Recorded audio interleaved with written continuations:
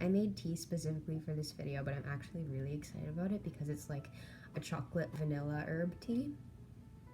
And it smells really good. So that's what I'm drinking today. Hi, I'm Ashton. So transgender people are no longer allowed to serve in the military. It was something that was implemented only last year that they could serve in the military, but a certain Cheeto-in-chief has reversed that. So it's time to talk about it.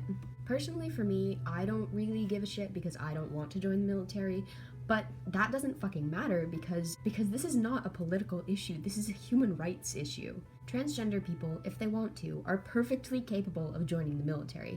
In fact, with how nationalistic and militaristic the United States is, I'm surprised they don't want as many people to join the military as possible, including trans people. But regardless, as I said, this is not a political issue.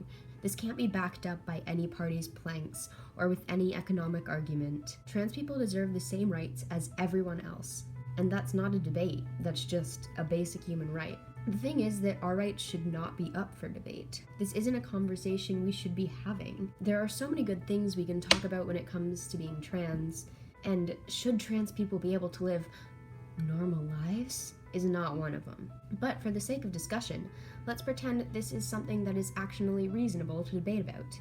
If for whatever reason you don't want to give trans people the basic rights that everyone else has, this perspective still doesn't make sense.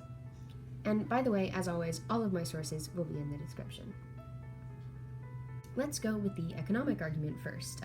This is one of the excuses Cheeto-in-chief used, that money spent on transgender troops is money wasted. Let's look at that from a statistical monetary perspective. According to the RAND Corporation, up to 5,500 transgender troops are currently deployed, and about 1,500 are in reserve. So that's not a lot to begin with, but let's remember that not every trans person opts for hormones or surgery. It's estimated by RAND that $8.4 million is spent on medical care for transgender military members, but other sources estimate that it's even less than that, at $5.6 million. That may sound like a lot, but let's compare. According to the 2015 military budget and the Department of Defense, an Apache helicopter costs $31 million, and an M1 tank costs $16.3 million. So it's not money that the military is lacking. It's estimated by RAND that 0.01 of the military's healthcare budget is spent on trans people, at maximum. That's nothing. The healthcare budget for the military is $47.8 billion a year. 5 to 8 million out of nearly 50 billion? That's absolutely nothing. Not to mention the other things that this healthcare budget is used for. According to the Department of Defense, $81 million in 1 year are spent on treating erectile dysfunction. That's over 10 times the amount spent on trans troops.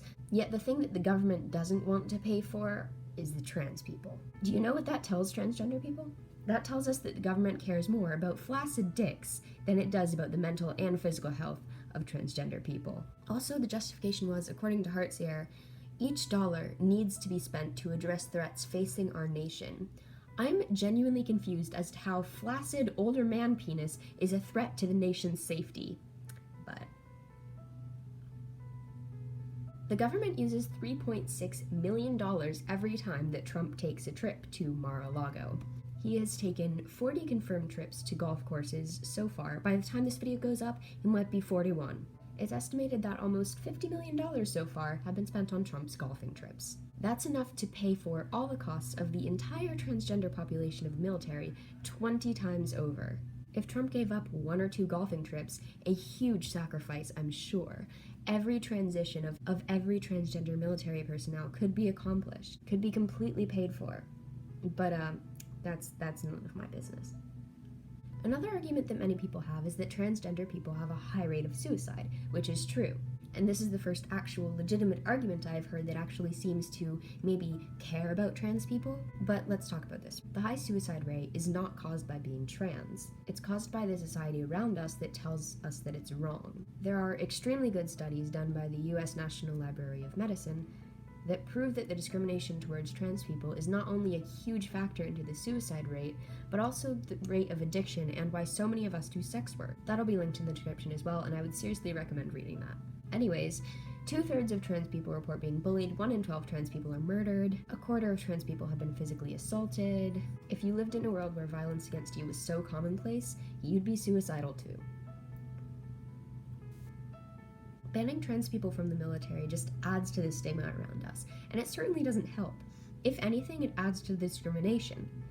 If we're trying to fix the trans suicide rate, we need to be fixing society, not fixing trans people. I completely understand that suicidal people probably shouldn't be deployed, but that's a separate issue. Not every trans person is suicidal.